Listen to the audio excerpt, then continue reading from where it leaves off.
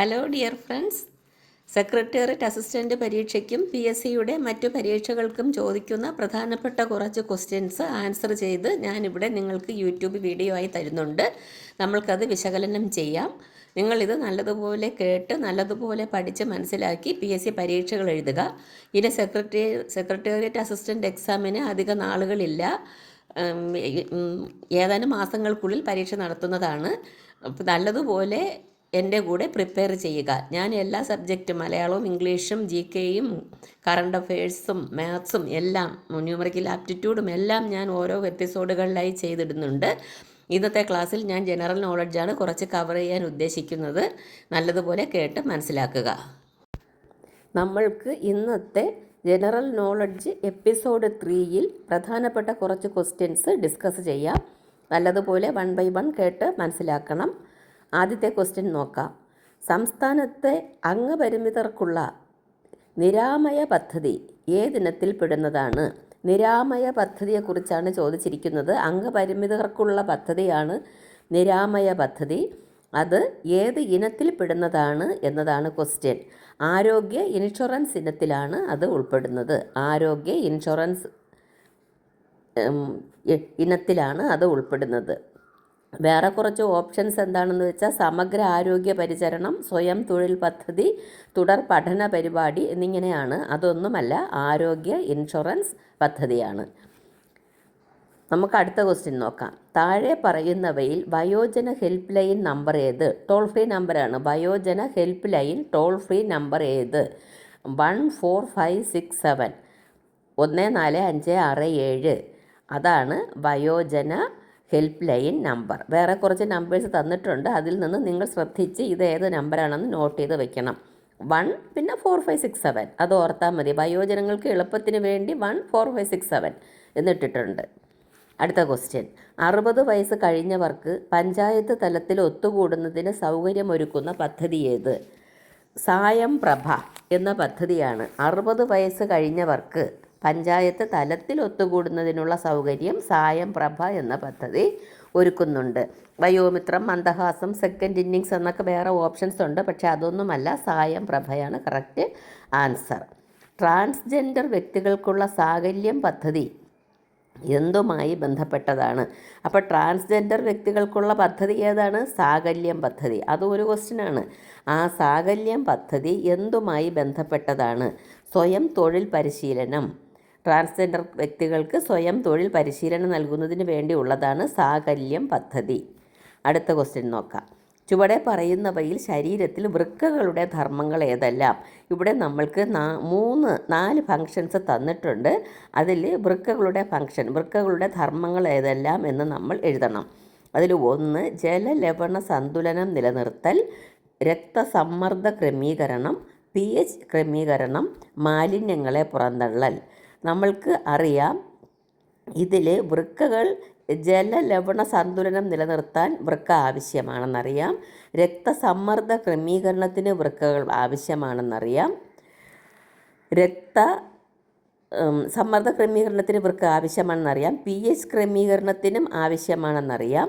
മാലിന്യങ്ങളെ പുറന്തള്ളാനും ആവശ്യമാണെന്നറിയാം. അപ്പോൾ ഈ 4 ഓപ്ഷനും ശരിയാണ്. 1, 2, 3, 4 ശരിയാണ്. അടുത്ത ക്വസ്റ്റ്യൻ നോക്കാം. ശരീരത്തിലെ മെറ്റബോളിസത്തെ നിയന്ത്രിക്കുന്ന പ്രധാന അവയവം ഏത്? മെറ്റബോളിസം നിയന്ത്രിക്കുന്ന പ്രധാന അവയവം കരളാണെന്ന് നമുക്കറിയാമല്ലോ.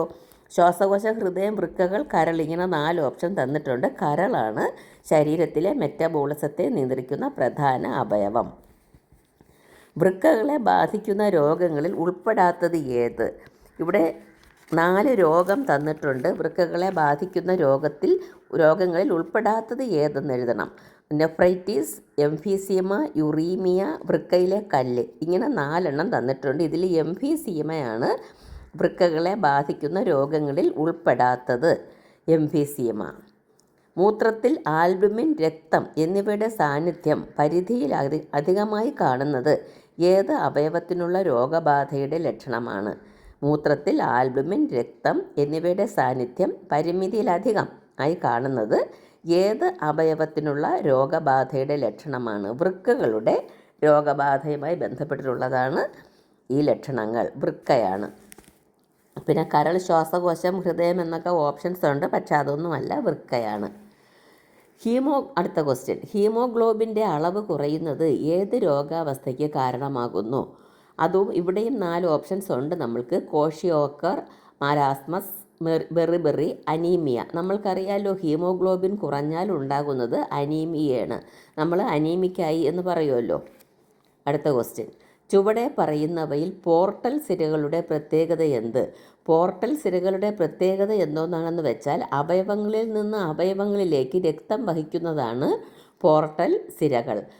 അപ്പോൾ വേറെ കുറേ ഫങ്ഷൻസ് പ്രത്യേകത പറഞ്ഞിട്ടുണ്ട്, അവയൊന്നുമല്ല, അവയവങ്ങളിൽ നിന്ന് അവയവങ്ങളിലേക്ക് രക്തം വഹിക്കുന്നതാണ് പോർട്ടൽ സിരകൾ. വേറെ ഓപ്ഷൻസ് തന്നിരിക്കുന്നത് അവയവങ്ങളിൽ നിന്ന് ഹൃദയത്തിലേക്ക് രക്തമെത്തിക്കുന്നു, ഹൃദയത്തിൽ നിന്ന് അവയവങ്ങളിലേക്ക് രക്തമെത്തിക്കുന്നു, അതിനൊക്കെ വേറെ ഓർഗൻസ് നമുക്കുണ്ട്. ശ്വാസകോശത്തിൽ നിന്ന് ഹൃദയത്തിലേക്ക് രക്തമെത്തിക്കുന്നു, ഇതൊന്നുമല്ല, അവയവങ്ങളിൽ നിന്ന് അവയവങ്ങളിലേക്ക്, അതാണ് പോർട്ടൽ സിര.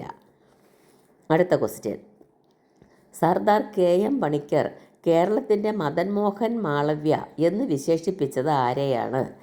ഈ കേരളത്തിൻ്റെ മദൻ മോഹൻ മാളവ്യ എന്ന് വിശേഷിപ്പിച്ച ആൾ സർദാർ KM പണിക്കരാണ്. അതും ഒരു ക്വസ്റ്റ്യനായിട്ട് ചോദിക്കാം. അത് ആരെയാണ് വിശേഷിപ്പിച്ചത് എന്നുള്ളത് മന്നത്ത് പത്മനാഭനെയാണ്. സർദാർ KM പണിക്കർ കേരളത്തിൻ്റെ മദൻ മോഹൻ മാളവ്യ എന്ന് വിശേഷിപ്പിച്ചത് മന്നത്ത് പത്മനാഭനെയാണ്. ശ്രീനാരായണ ഗുരു, ചട്ടമ്പി സ്വാമി, വാഗ്ഭടൻ എന്നൊക്കെ പറഞ്ഞ് വേറെ ഓപ്ഷൻസ് ഉണ്ട്, പക്ഷെ അതൊന്നുമല്ല, മന്നത്ത് പത്മനാഭനാണ്. അടുത്ത ക്വസ്റ്റ്യൻ, ചുവടെ പറയുന്നവയിൽ വാഗ്ഭടാനന്ദൻ്റെ രചനകൾ ഏതെല്ലാം? വാഗ്ഭടാനന്ദൻ്റെ രചനകൾ ഏതെല്ലാം? അത് 4 ഓപ്ഷൻസ് തന്നിട്ടുണ്ട്. കൊട്ടിയൂർ ഉത്സവപ്പാട്ട്, ആത്മവിദ്യ, ഗാന്ധിജിയും ശാസ്ത്രവ്യാഖ്യാനവും, കഴിഞ്ഞ കാലം. ഈ 4 എണ്ണത്തിൽ വാഗ്ഭടാനന്ദൻ്റെ രചനകൾ എന്ന് പറയുന്നത് കൊട്ടിയൂർ ഉത്സവപ്പാട്ട് വാഗ്ഭടൻ്റെയാണ്, ആത്മവിദ്യ വാഗ്ഭടാനന്ദൻ്റെയാണ്, ഗാന്ധിജിയും ശാസ്ത്രവ്യാഖ്യാനവും വാഗ്ഭടാനന്ദൻ്റെതാണ്. ഇതിൽ കഴിഞ്ഞ കാലം മാത്രം വാഗ്ഭടാനന്ദൻ്റെതല്ല, ബാക്കിയെല്ലാം വാഗ്ഭടാനന്ദൻ്റെതാണ്. ഏതൊക്കെയാണ് വാഗ്ഭടാനന്ദൻ്റെ രചനകൾ? കൊട്ടിയൂർ ഉത്സവപ്പാട്ട്, ആത്മവിദ്യ, ഗാന്ധിജിയും ശാസ്ത്രവ്യാഖ്യാനവും. അടുത്ത ക്വസ്റ്റ്യൻ, മലയാളി മെമ്മോറിയൽ നിവേദനം സമർപ്പിക്കപ്പെട്ടത് ഏത് തിരുവിതാംകൂർ രാജാവിനാണ്? ശ്രീമൂലം തിരുനാൾ രാജാവിനാണ്. മലയാളി മെമ്മോറിയൽ നിവേദനം സമർപ്പിക്കപ്പെട്ടത് ശ്രീമൂലം തിരുനാൾ രാജാവിനാണ്. ആയില്യം തിരുനാളാണോ, കാർത്തിക തിരുനാളാണോ, ശ്രീചിത്ര തിരുനാളാണോ എന്നൊക്കെ ചോദിച്ചിട്ടുണ്ട്, അതൊന്നുമല്ല, ശ്രീമൂലം തിരുനാളിനാണ്.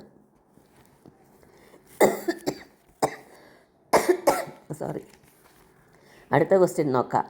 മലബാർ കലാപം എന്ന കൃതി രചിച്ചതാര്? K. മാധവൻ നായരാണ് മലബാർ കലാപം എന്ന കൃതി രചിച്ചത്.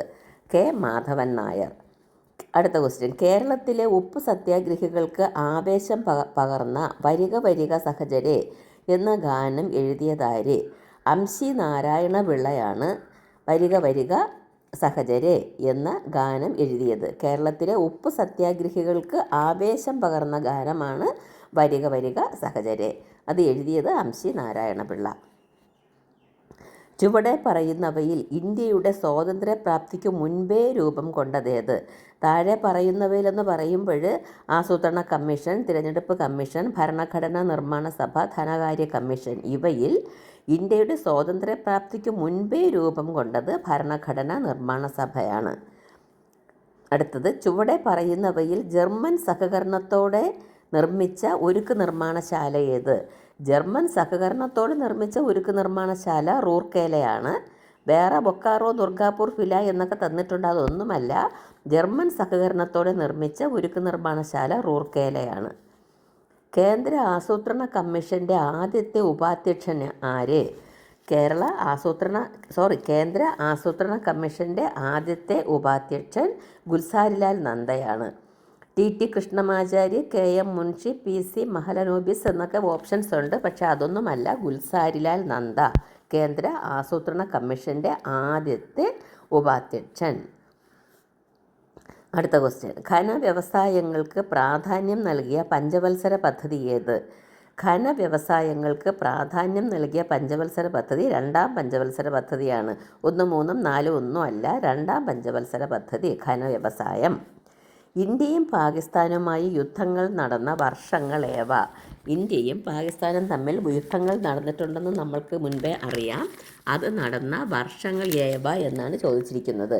1965 1971 ഇന്ത്യയും പാകിസ്ഥാനും യുദ്ധം നടന്നത്. 1965 1971.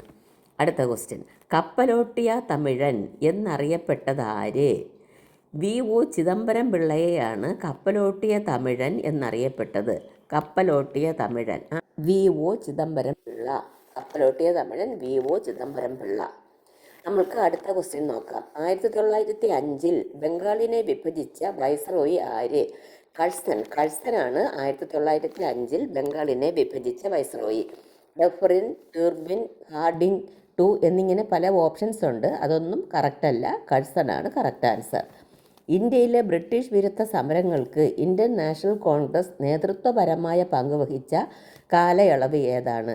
1885 മുതൽ 1947 വരെയാണ് ഇന്ത്യയിലെ ബ്രിട്ടീഷ് വിരുദ്ധ സമരങ്ങൾക്ക് ഇന്ത്യൻ നാഷണൽ കോൺഗ്രസ് നേതൃത്വപരമായ പങ്കുവഹിച്ചത്. 1947 നമ്മൾക്ക് സ്വാതന്ത്ര്യം കിട്ടിയതെന്നറിയാം. അതുവരെ 1885 തുടങ്ങി അതുവരെയാണ് ഇന്ത്യൻ നാഷണൽ കോൺഗ്രസ് ഇന്ത്യയിലെ ബ്രിട്ടീഷ് വിരുദ്ധ സമരങ്ങൾക്ക് നേതൃത്വം വഹിച്ചത്. അടുത്ത ക്വസ്റ്റ്യൻ. ഇന്ത്യക്ക് പുറത്ത് രൂപം കൊണ്ട പരിഷ്കരണ പ്രസ്ഥാനം അല്ലെങ്കിൽ പ്രസ്ഥാനങ്ങൾ ഏതെല്ലാം? ഇവിടെ 4 പ്രസ്ഥാനങ്ങൾ തന്നിട്ടുണ്ട്. അലിഗഡ് പ്രസ്ഥാനം, തിയോസഫിക്കൽ സൊസൈറ്റി, സ്വാഭിമാന പ്രസ്ഥാനം, രാമകൃഷ്ണ മിഷൻ. ഇതിൽ കറക്റ്റ് ഏതെന്നാണ്? ഇന്ത്യക്ക് പുറത്ത് രൂപം കൊണ്ട പരിഷ്കരണ പ്രസ്ഥാനം അല്ലെങ്കിൽ പ്രസ്ഥാനങ്ങൾ ഏതെന്നാണ്? ഇന്ത്യക്ക് പുറത്ത് രൂപം കൊണ്ട തിയോസഫിക്കൽ സൊസൈറ്റി മാത്രമാണ്. ബാക്കിയെല്ലാം ഇന്ത്യക്ക് അകത്താണ് രൂപം കൊണ്ടത്. അലിഗഡ് പ്രസ്ഥാനം, സ്വാഭിമാന പ്രസ്ഥാനം, രാമകൃഷ്ണ മിഷൻ ഇതെല്ലാം ഇന്ത്യക്ക് അകത്താണ്. ഇന്ത്യക്ക് പുറത്ത് രൂപം കൊണ്ട പ്രസ്ഥാനം എന്ന് പറയുന്നത് തിയോസഫിക്കൽ സൊസൈറ്റിയാണ്. നമ്മൾക്ക് അടുത്ത ക്വസ്റ്റ്യൻ നോക്കാം. വിവിധ പരിഷ്കരണ പ്രസ്ഥാനങ്ങൾ, പ്രമുഖ നേതാക്കൾ എന്നിവയുടെ പട്ടിക ചുവടെ നൽകുന്നു. ശരിയല്ലാത്ത ജോഡി ഏത്? വിവിധ പരിഷ്കരണ പ്രസ്ഥാനങ്ങളും അത് നടപ്പിലാക്കിയ പ്രമുഖ നേതാക്കളുമാണ് തന്നിട്ടുള്ളത്. അതിൽ ശരിയല്ലാത്ത ജോഡിയാണ് ചോദിച്ചിരിക്കുന്നത്. അതിൽ 4 തന്നിട്ടുണ്ട്. സ്വാഭിമാന പ്രസ്ഥാനം ഇ.വി. രാമസ്വാമി നായ്ക്കർ, സത്യശോധക് സമാജം ജ്യോതിബ ഫുലെ, ഹിതകാരിണി സമാജം വീരേശലിംഗം, പ്രാർത്ഥനാ സമാജം സ്വാമി ദയാനന്ദ സരസ്വതി. ഇതിൽ വിവിധ പരിഷ്കരണ പ്രസ്ഥാനങ്ങൾ, പ്രമുഖ നേതാക്കൾ എന്നിവയുടെ പട്ടികയിൽ ശരിയല്ലാത്ത ജോഡി എന്ന് പറയുന്നത് പ്രാർത്ഥനാ സമാജം സ്വാമി ദയാനന്ദ സരസ്വതി. അതാണ് ശരിയല്ലാത്ത പ്രസ്താവന, ശരിയല്ലാത്ത ജോഡി അതാണ്. ബാക്കി സ്വാഭിമാന പ്രസ്ഥാനം ഇ.വി. രാമസ്വാമി നായ്ക്കർ ശരിയാണ്. സത്യശോധക് സമാജം ജ്യോതിബ ഫൂലെ ശരിയാണ്. ഹിതകാരിണി സമാജം വീരേശലിംഗം ശരിയാണ്. ശരിയല്ലാത്തത് ഏതാണ്? പ്രാർത്ഥനാ സമാജം സ്വാമി ദയാനന്ദ സരസ്വതി. അടുത്ത ക്വസ്റ്റ്യൻ. ഭാരതരത്നം നേടിയ ആദ്യത്തെ കായിക താരമാര്? സച്ചിൻ ടെണ്ടുൽക്കറാണ് ഭാരതരത്നം നേടിയ ആദ്യത്തെ കായിക താരം. മിൽഖാ സിംഗ്, അഭിനവ് ബിന്ദ്ര, നീരജ് ചോപ്ര എന്നൊക്കെ തന്നിട്ടുണ്ട്. അതൊന്നുമല്ല, നമ്മളുടെ സ്വന്തം സച്ചിൻ ടെണ്ടുൽക്കറാണ് ഭാരതരത്നം നേടിയ ആദ്യത്തെ കായിക താരം. ഇന്ത്യയിൽ ആദ്യമായി ക്ലാസിക്കൽ ഭാഷാ പദവി ലഭിച്ച ഭാഷ അറിയാലോ. തമിഴിനാണ് ഇന്ത്യയിൽ ആദ്യമായി ക്ലാസിക്കൽ ഭാഷാ പദവി ലഭിച്ചത്. തമിഴിനാണ്. അടുത്ത ക്വസ്റ്റ്യൻ. ഇന്ത്യ ഇതുവരെയും വിക്ഷേപിച്ചിട്ടില്ലാത്ത ബഹിരാകാശ പര്യവേഷണ ദൗത്യം ഏത്? ഇതുവരെയും വിക്ഷേപിച്ചിട്ടില്ലാത്തതാണ്. ശുക്ര പര്യവേഷണ ദൗത്യമാണ് ഇന്ത്യ ഇതുവരെയും വിക്ഷേപിച്ചിട്ടില്ലാത്ത ബഹിരാകാശ പര്യവേഷണ ദൗത്യം. ശുക്ര പര്യവേഷണ ദൗത്യം. അടുത്ത ക്വസ്റ്റ്യൻ നോക്കാം. അതിൽ വേറെ 3 ഓപ്ഷൻസ് കൂടിയുണ്ട്. ബഹിരാകാശ ടെലസ്കോപ്പ്, ചൊവ്വ പര്യവേഷണ ദൗത്യം, സൗര പര്യവേഷണ ദൗത്യം. അതൊന്നും അവർക്ക് പരീക്ഷിച്ചിട്ടുള്ളതാണ്. പരീക്ഷിച്ചിട്ടില്ലാത്തത്, പര്യവേഷണം നടത്തിയിട്ടില്ലാത്തത്, വിക്ഷേപിച്ചിട്ടില്ലാത്തത് ഏത് എന്ന് ചോദിച്ചാൽ ശുക്ര പര്യവേഷണ ദൗത്യമാണ് വിക്ഷേപിച്ചിട്ടില്ലാത്തത്. അടുത്ത ക്വസ്റ്റ്യൻ. എന്താണ് അടൽ സേതു? അടൽ സേതു എന്ന് പറഞ്ഞാൽ ഇന്ത്യയിലെ നീളം കൂടിയ കടൽപ്പാലം. അതാണ് അടൽ സേതു. ഇന്ത്യയിലെ നീളം കൂടിയ കടൽപ്പാതമാണ് അടൽ സേതു. ഇതിൽ വേറെ ഓപ്ഷൻസ് ഉള്ളത് ഇന്ത്യയിലെ നീളം കൂടിയ അണ്ടർഗ്രൗണ്ട് ടണൽ, ഇന്ത്യയിലെ ഉയരം കൂടിയ റെയിൽപാലം, നദിക്കടിയിലൂടെയുള്ള റെയിൽ ടണൽ, അങ്ങനെയൊക്കെയാണ്. പക്ഷെ അതൊന്നുമല്ല, ഇന്ത്യയിലെ നീളം കൂടിയ കടൽപ്പാലം അതാണ് അടൽ സേതു. അടുത്ത ക്വസ്റ്റ്യൻ നോക്കാം. 2024 കേരളത്തിൽ നിന്ന് പത്മശ്രീ പുരസ്കാരത്തിന് അർഹരായവരിൽ ഉൾപ്പെടാത്തത് ആര്? അപ്പോൾ നമ്മൾക്ക് 4 ഓപ്ഷൻസ് തന്നിട്ടുണ്ട്. അതിൽ 3 പേരും ഉൾപ്പെട്ട ആൾക്കാരാണ്. അതിൽ ഉൾപ്പെടാത്തത് MK സാനു ആണ് ഉൾപ്പെടാത്തത്. ഉൾപ്പെട്ടത് ആരൊക്കെയെന്ന് വെച്ചാൽ സത്യനാരായണ ബളേരി, ചിത്രൻ നമ്പൂതിരിപ്പാട്, മുനി നാരായണ പ്രസാദ്. ഇവരെല്ലാം ഇതിൽ പത്മശ്രീ പുരസ്കാരത്തിന് അർഹരായവരിൽ ഉൾപ്പെടുന്നവരാണ് 2024. അതിൽ ഉൾപ്പെടാത്തതാര് എന്ന ക്വസ്റ്റ്യൻ്റെ ആൻസറായിട്ട് വരുന്നത് MK സാനു മാത്രമാണ്. ഉൾപ്പെടുന്നത് ആരൊക്കെയാണ് ഓർമ്മയുണ്ടല്ലോ? സത്യനാരായണ ബളേരി, ചിത്രൻ നമ്പൂതിരിപ്പാട്, മുനി നാരായണ പ്രസാദ്.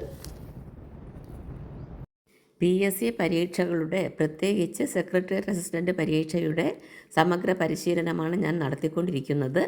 എൻ്റെ ചാനൽ ഇഷ്ടമായെങ്കിൽ ലൈക്ക് ചെയ്യുക, ഷെയർ ചെയ്യുക, സബ്സ്ക്രൈബ് ചെയ്യുക, വാച്ച് ചെയ്യുക.